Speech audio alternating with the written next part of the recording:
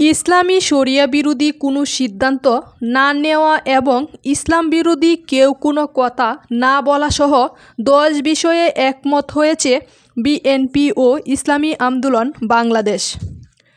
26শে জানুয়ারি সোমবার দুপুরে পল্টনের ইসলামী আন্দোলনের কেন্দ্রীয় কার্যালয়ের প্রায় 1.5 ঘণ্টার বৈঠক শেষে বিএনপির মহাসচিব মির্জা ফখরুল ইসলাম আলমগীর সাংবাদিকদের এসব কথা জানান।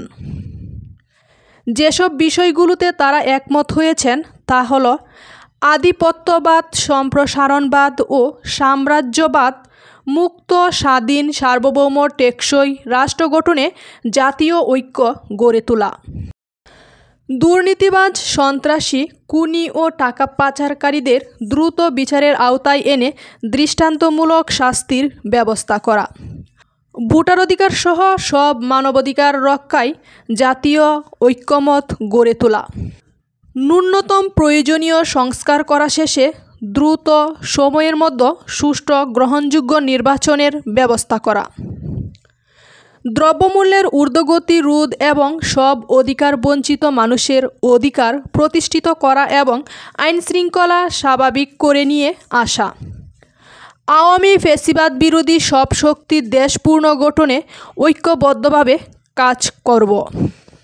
ফ্যাসিবাদ বিরোধী শক্তিগুলো একে অপরের বিরুদ্ধে আঘাত করে কথা বলব না।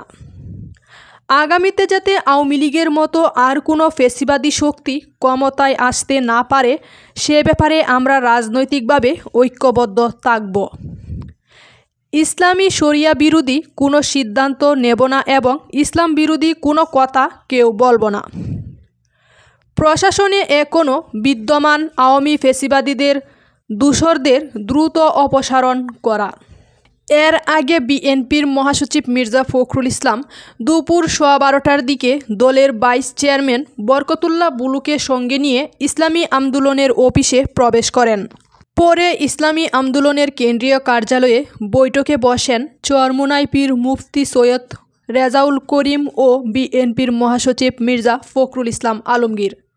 এতে আরও উপস্থিত ছিলেন বিএনপির ভাইস চেয়ারম্যান বরকতুল্লাহ বুলু।